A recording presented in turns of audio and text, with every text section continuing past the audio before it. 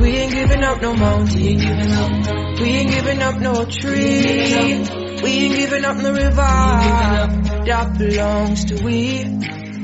Not one blue sake, not one rice grain, not one grass, not a blade of grass.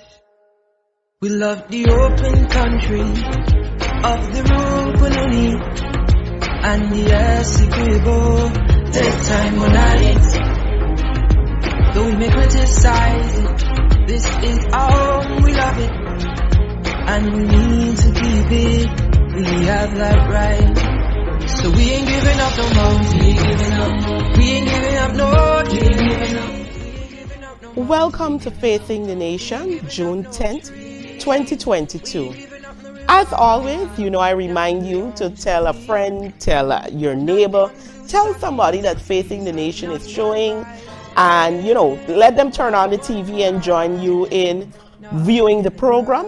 I also want to remind you that you need to follow our Facebook handles, the People's National Congress Reform page on Facebook, the APNUASC page on Facebook, and the People's National Congress Reform page on YouTube.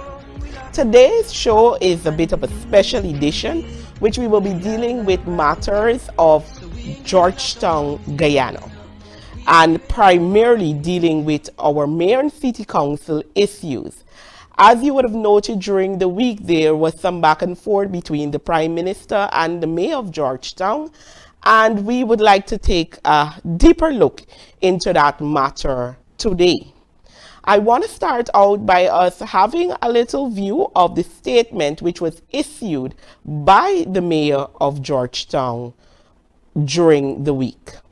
The Mayor and councillors of the City of Georgetown note the recent statements attributed to the Honourable Prime Minister Brigadier Retired Mark Phillips, which was reported in the DPI publication of June 6, 2022. There must be some grave error on behalf of the Prime Minister, who possibly was ill-advised that it was his turn to attempt the usual smear campaign that has become almost predictable with the government against the municipality. Firstly, the council has expressed no confidence in the city engineer Colvern venture following repeated challenges and failures.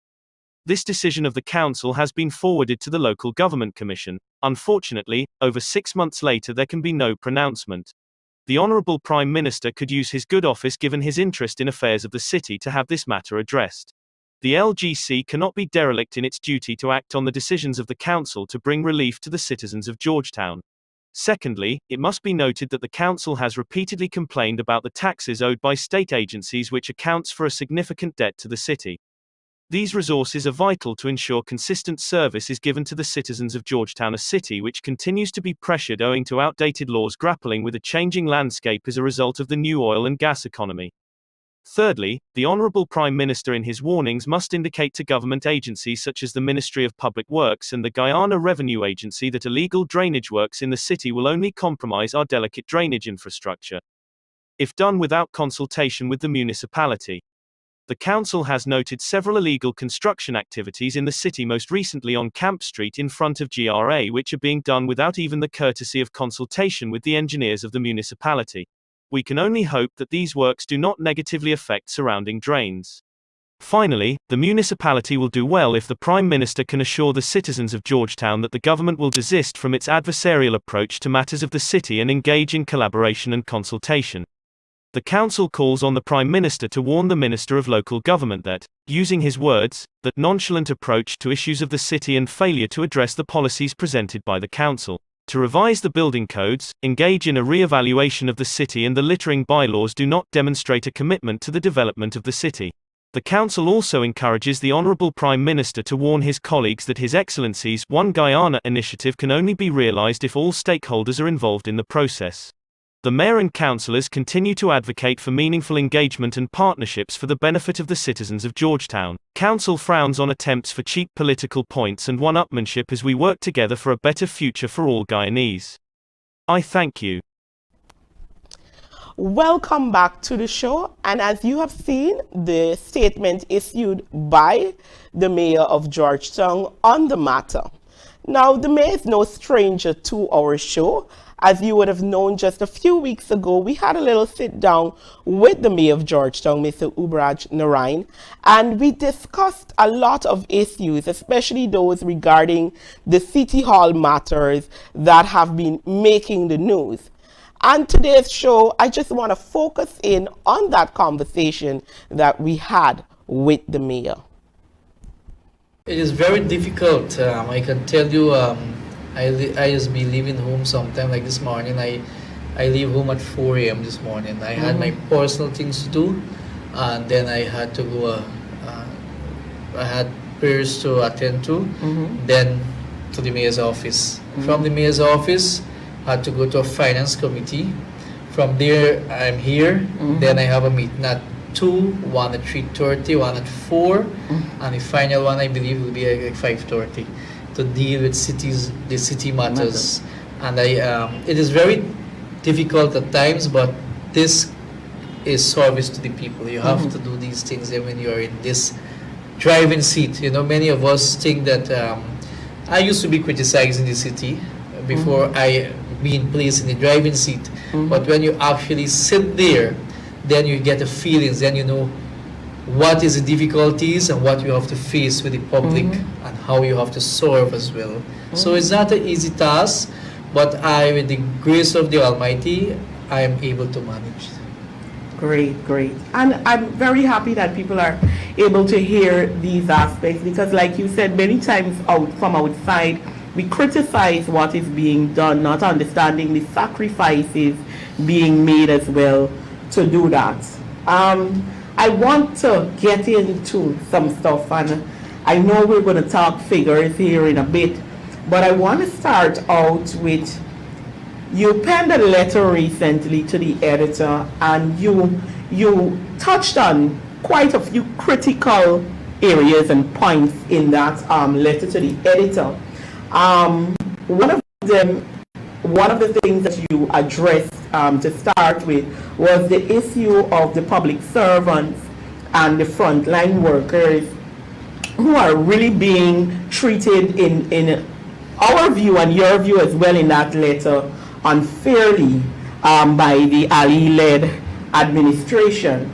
I know you wrote that letter, but share your thoughts with the audience here today on that particular area of the public servants and frontline workers. I can say this much to you. That actually, what prompted me to write that letter is that what really is taking place in our country, and sometimes it sick my heart to know that public servants being the taxes on public servants, it's too much at times, and trying to open up that letter. Open up the letter. It's not an easy task on public servants, and we sometimes tends to, especially I make reference to the nurses and doctors, and that is a huge problem in our country, where these frontline workers work from since COVID, and not much was given to them. It's a slap in their face, you know, and that's why I saw the Minister of Public Health make mention of this bill gonna pass and so on. A bill should be passed for pay these nurses and doctors properly, the police and other public servant, teachers, very important in our society, to pay them much more. Because I was analyzing only something this morning. If you have these rice farmers, and I'm not criticizing the rice farmers, don't get me wrong, the majority of them do not pay taxes to GRE. But yet the government plugged maybe 7 billion Guyana dollars in fertilizer to the rice farmers. I have no issues, no issue at all. But they don't pay taxes.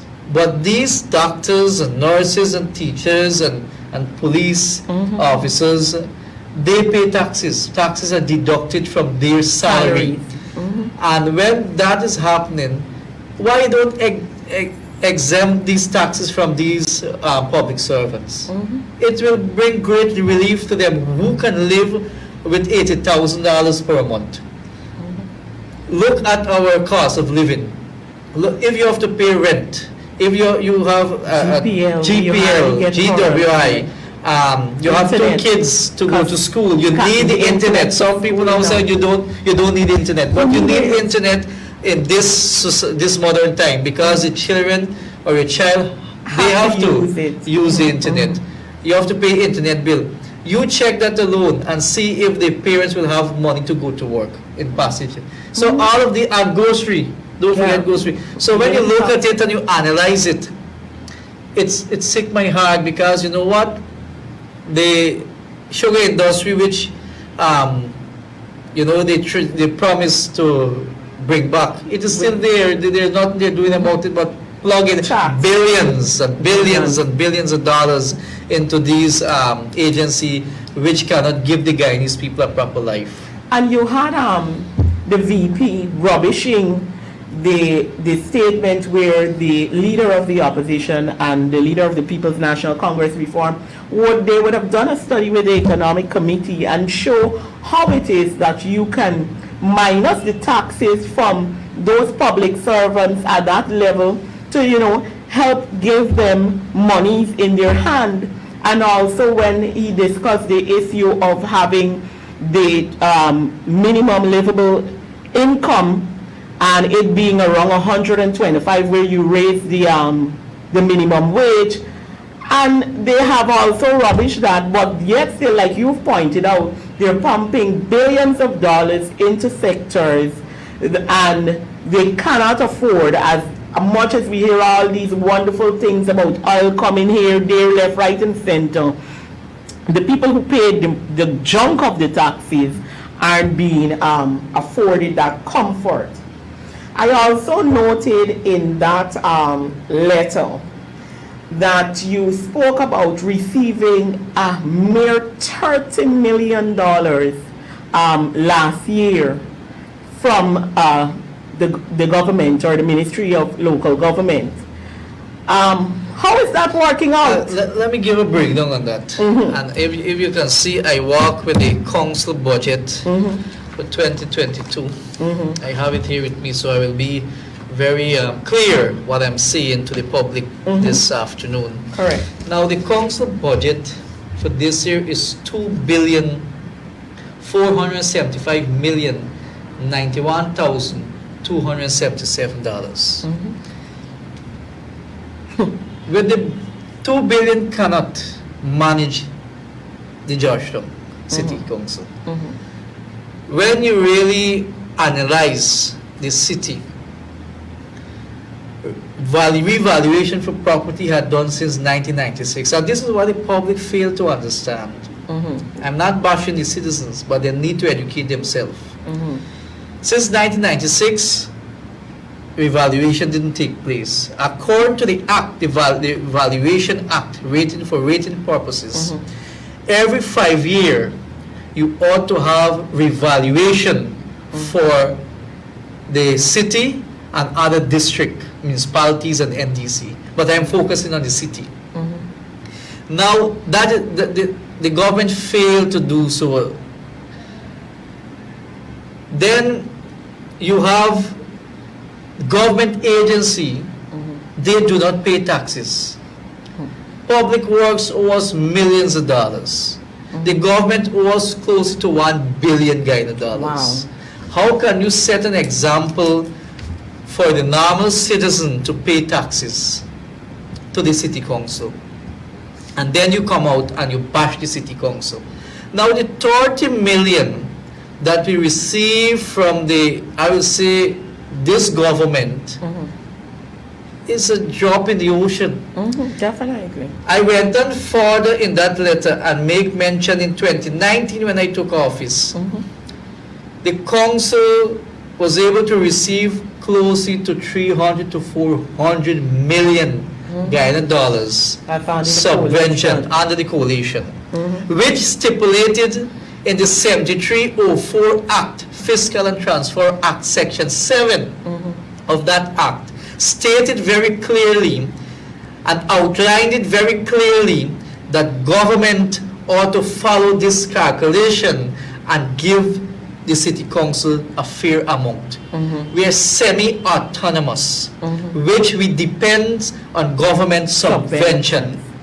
Now, when we received that monies from the coalition, we were able to buy 2 new garbage trucks, tractors, and numerous other things was able to done in the level of the city council. Now, in 2020, when the PPP took office, for that year, we received 10 million Guyana dollars was budgeted for us as a city. Wow. We was promised that that money will go to buy some compactors for Kitty Market and East Rumfeld Market. That never come to realize. We never received that 10 million. That go back to the consolidated fund. Wow. I make mention, I wrote several letters to the Minister of the Local Government, Minister Dharamlala. Never respond to it. In 2021, we received a grant, a cash grant of 30 million, which goes directly to the administrative building of City Council. If you notice, we are building an erection of an administrative building, which causes 109 million. We receive a cash grant from the ministry through Parliament, 30 million cash grant. To 2022, we receive a same 30 million for the City Council, which we were told by the ministry we have to submit to them what we're going to do with this 30 million. If you are a government and you're given the City Council subvention, the City Council or any municipality is not answerable to you what we do with the money, because it's a subvention.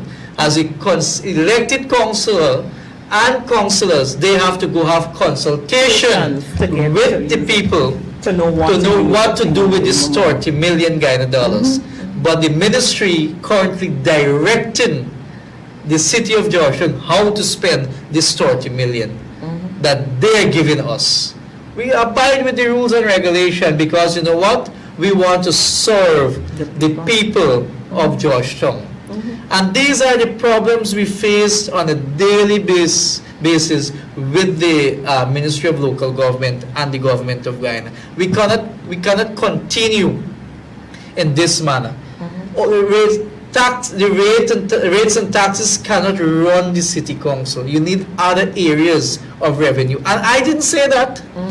Dr. Chetty Jagan had placed Professor Rose in 1994 as an IMC in city council. Yes.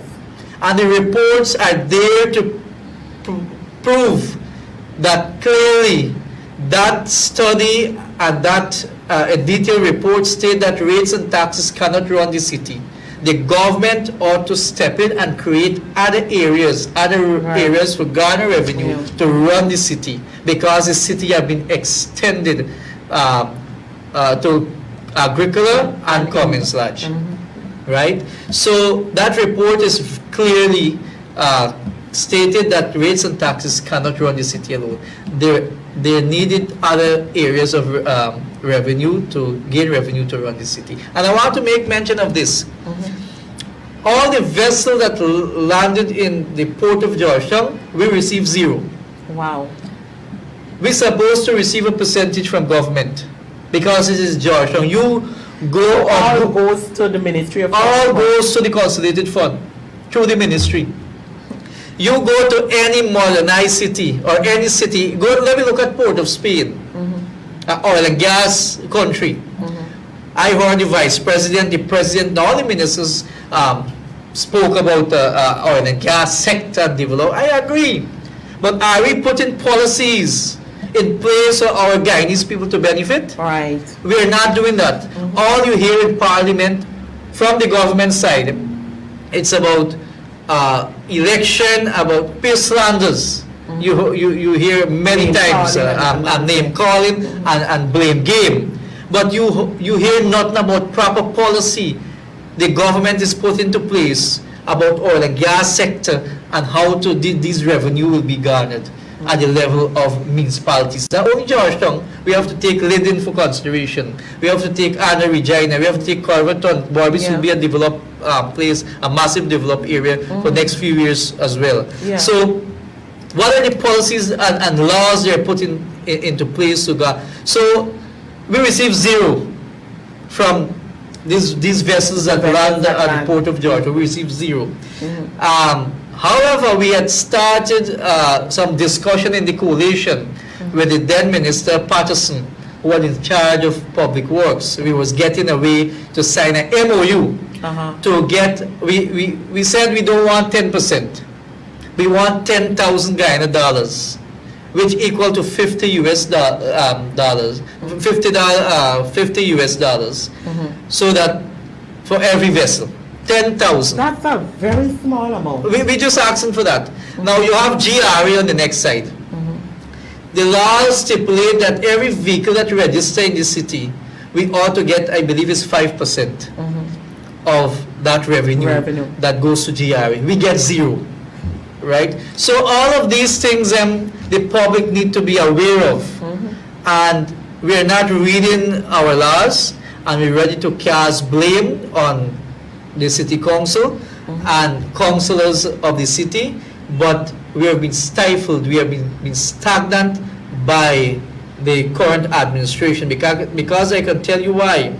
We have paved the way with GRA as well to retrieve some of our monies that we had paid a few years ago on garbage. We had to pay VAT on garbage. Can you imagine that?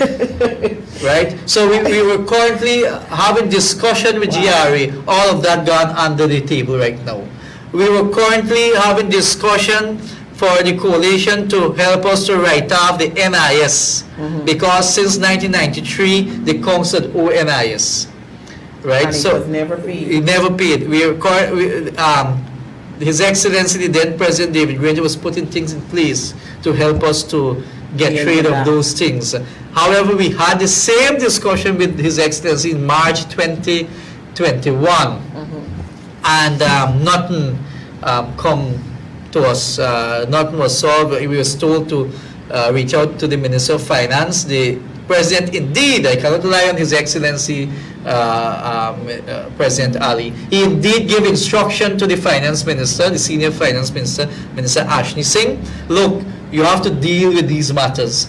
The minister met with us, said that he requested a few documents. We get up all those documents. However, the council, through myself, has tasked the Deputy Mayor, Mr. Alfred Mentor, to reach with the minister, submit these documents, and have discussion with him. All those things was done. We never heard back from the Minister of Finance. So at least what you can say is that you started a consultation with the ministry where you were able to provide them with the things that they have all the documentation, and still nothing has come out of that.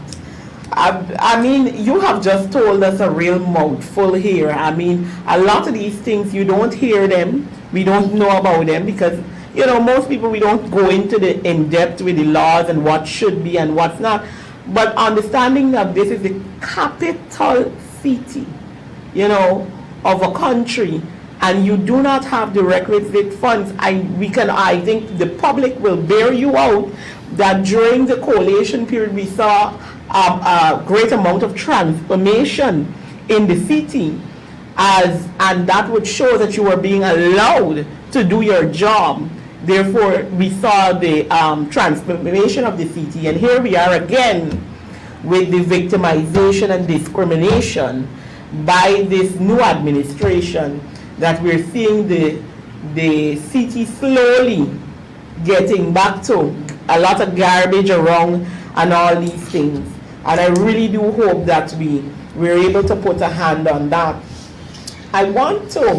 I mean, a lot of what you have said, I'm sure, will tie into this, but I want to hear from you. We hear the government constantly preaching one Guyana.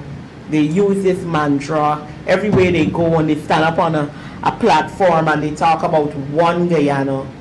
And here are the concerns that you're raising what do you tell the public about this, or how do you feel about this? All right, let me. That was in my editorial as well, when I make mention of one Guyana. Now, I make representation for the indigenous people, the poorer class of people, the middle class people. The reason why, and the public, I don't know if they're seeing these things. Any investment in this country, there's only one set of face of people. I want to be very clear. One set of face of people get these investment. My issue with the government, why not establish a unit to deal with the middle class and the poorer class of people so that they can get a bite of the pie too? Maybe you can able to open up a unit of shareholders, and those people can able to take their little savings and buy shares and able to get back something, maybe every 6 months or once a year, whatever little it may be. But the unit need to establish. The indigenous people don't have right in this country, how I see it. The Chinese don't have right. The Portuguese don't have right. And I can continue, because only one set of people face, you see, on all these investment. There's one set of people who get the contract to build the low-income house, the high-income house, the professionals' house, and only one set of people get these contracts. And these are things that the Guyanese people need to look into. But what I find, and I just start my story plain. What I find, that our Guyanese people are being bribed by this government in many ways, with hampers, 25,000 cash grant. Only recently I saw His Excellency ask the next set of cash grant to the HIT plan. So you're being bought, But these things shouldn't be able to buy you, because they are all temporary. No, I agree. Matters, and that's why we have to educate our people out there. The government is currently buying you with money, cash grant, hampers. Those things would not last forever. But a proper investment will able to take you, your children and grandchildren and future through life. And that is what needs to be established by any government, so the poor class and the middle class can benefit equally.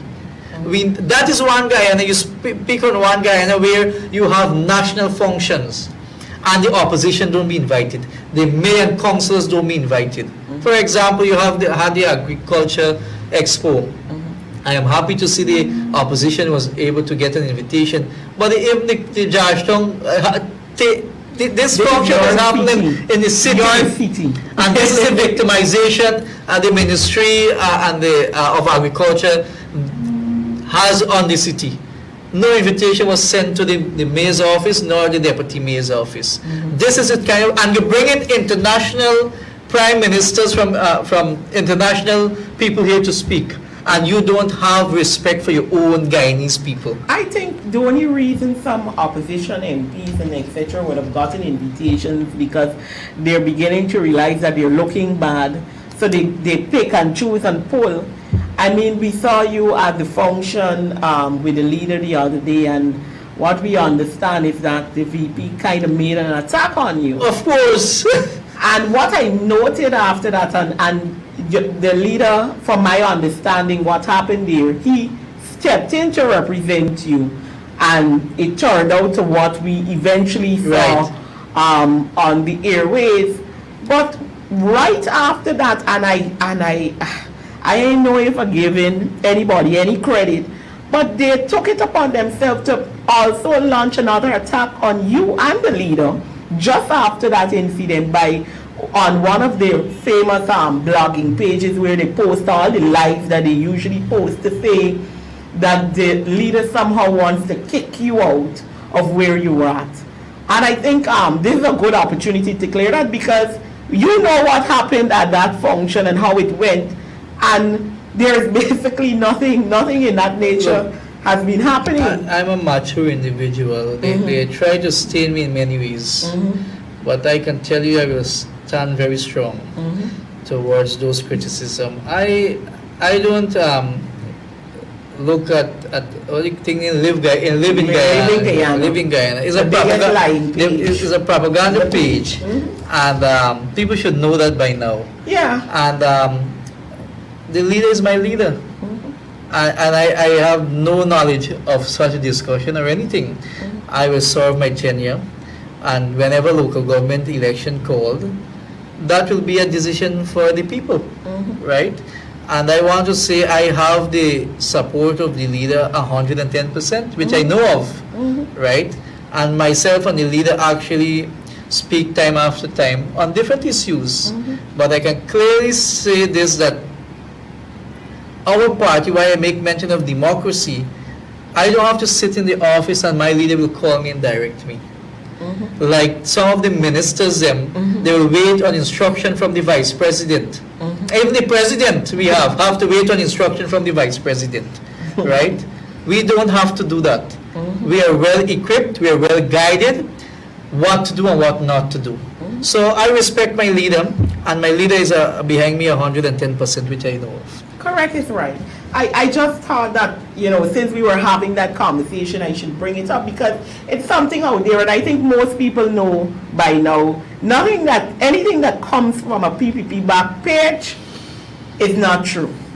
We know that the VP is king liar, and much of what comes out of that is with that. I will open the phone lines for a bit during here as we still have this conversation. I want to let the viewers know that I'm opening the phone line now. The number is 225-0008 and 225-0010. That you can call in if you have any questions on the CT that you would like to bring up. I know you said you walked with the budget here, and there are many plans that the City Council and yourself would have sat and established for the year 2022 so that you can better the city. I don't know if you want to share anything in particular out of your plan that you think would really benefit the citizens that you hope that you get to do in this time. Well, we had passed many policies for the past years to guide both administration and the public to deal with matters in the city, and we continue to serve the city. We continue to have consultation with the residents and the way forward. But what if the city had money, non-government couldn't stop us. Our problem at the level of the city council is financial issues, and we need to pass that kind of hurdle. And one day it will happen. I know for a fact it will happen, and we are working to have other areas to garner revenue. So I ask the citizens to work with us and let us move forward with the city development. As we proceed to the other part, before we proceed to the other part of this program, because today, as I told the viewers when I start, I want to really have a conversation about that house-to-house registration process that is going to come to an end very shortly, to keep us abreast and understand how important it is, because we've been doing some walking around in different communities, even in Berbice, Bartik and other places, and we still realize that a lot of citizens do not realize, for instance, those who registered during the 2019 house-to-house registration between the ages of 14 to 18 don't realize they have that pink slip, and they feel they're going to get that ID card because of that pink slip that they received then. But we try to inform citizens that it's not going to happen like that. You have to go to those offices and re-register. But before I get into that, because I know you're a very busy man and you have places to go, I want to wrap up this segment. Is there anything else or anything that we may have missed that you want to tell the citizens of Georgetown and Guyana? There are many things that I want to share, but it will take time because I would like to go from the move to the laws and point it out with sections so the viewers can able to go and research it. But at this point of time, I hope I can be back on the program, yes, definitely, and I will be prepared with those kind of acts and so on, because I want to touch heavily on littering. For example, we at the level of the city council passed a littering bylaws. It is almost 8 months. It is on the desk of the Minister of Local Government to deal with littering in the city. Many people don't know there is not a littering bylaws. The littering bylaws was drafted and submitted to council with full consultation with the public. It subsequently went to the Ministry of Local Government. The ministry made some adjustment and asked that we make the amendments. We did so, and we resend that document. And to date, actually 8 months, the Minister of Local Government, he has that bylaws on his desk. I don't know why he wouldn't sign it off so that we can enforce it. I had an unfortunate incident when I was coming actually to this program, and it's something that I think a lot of people don't know and understand, and even some of those store owners, where I attempted to park right next to this the studio here, and there were some obstacles blocking me from parking, and I removed them to go in, and a security guard came to me and told me that I couldn't park there, and I asked him why I couldn't park there, because this is the government's parapet. And he went on, he can stop me from parking, and the man started carrying it. I had to advise him. All right, and before I advised him, I asked him if his employers, if they have a letter giving them permission to block the area off for stopping persons from parking from the main city council or the Ministry of Home Affairs. And of course he couldn't answer that. And we had a little back and forth, and I mean, those are things that I would like that to be clear. The ministry, non-ministry can't give letter to in the city, within the city boundaries. For an agricultural commons to have no parking. No ministry can't do that. That comes strictly, even the Guyana police force cannot do that. That comes under strictly the mayor city council, and that's a violation. All the no parking sign in the city, it's illegal, right? It's illegal.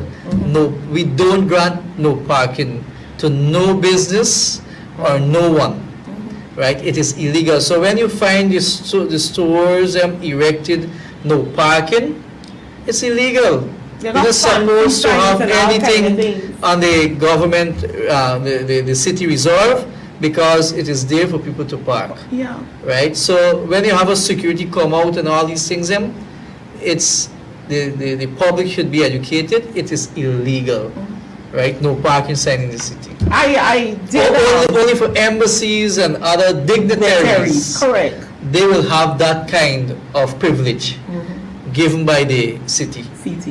But not a regular store, because sometimes they even stop their own customers from parking in front of the premises. Well, the stores need to establish a next floor. Now we move into a developed country. In those building codes. Yeah, building codes to have a floor alone for parking. Are we looking at that to address our building codes? Well, you see, that's why I wanted to say much more. Yes, there is a new building codes by the city council. That will soon be tabled at the level of the city council and forward to the minister as well. And those things are there in the building codes. That's great, because parking is becoming a real issue in the city of Georgetown. Mayor, I would like to thank you so much for joining us today. And I mean, this information, even for me, somebody who think I follow a lot, I've learned a lot from the things that you would have said today. And we hope that there is some sort of resolution that can come to this matter. I mean, at this time, but we know generally the best way to deal with all these issues is to get rid of the PPPC out of government, because it is clear that they are hell-bent on doing as they like in this country. So once again, and I will make arrangements for you to come on this program again. Thank you for joining Facing the Nation today. Attention PNCR family and friends. Your party has got a number of programs on social media and national TV on the Nation Watch brand for you to get credible and trusted information on what's happening in the party, the country, and around the world. Take a look.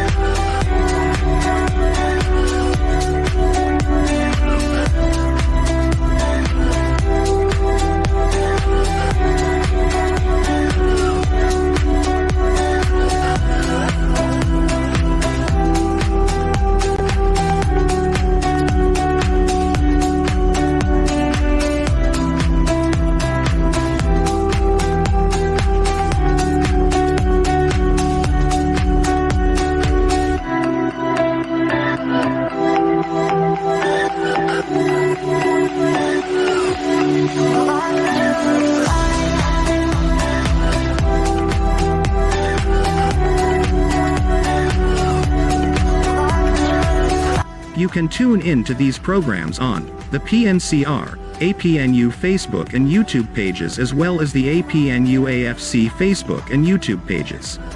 Look out for additional programming coming soon. Spread the word. Welcome back, and I hope today's show brought a bit more information on the issues concerning the city and the matters that are being ventilated in the public domain. I hope that you continue to follow our program. As you know, Facing the Nation comes on every Friday from 12:30 to 1:30. And I also want to remind you to follow the Facebook pages that I mentioned earlier so that you can be informed of what is happening from a different point of view, as you are able to as well interact with us on our social platforms. So once again, thank you for joining Facing the Nation for June 10th. Do have a wonderful afternoon. 'Cause we ain't giving up no mountain, we ain't giving up no tree, we ain't giving up no river that belongs to we. Not one blue sake, not one rice bread, not one grass, not a bit of grass. We love the open country of the Rupununi and the Essequibo. Take time on night, though we may criticize it. This is our home, we love it, and we need to keep it. We have that right. So we ain't giving up no mountain, we ain't giving up no dream.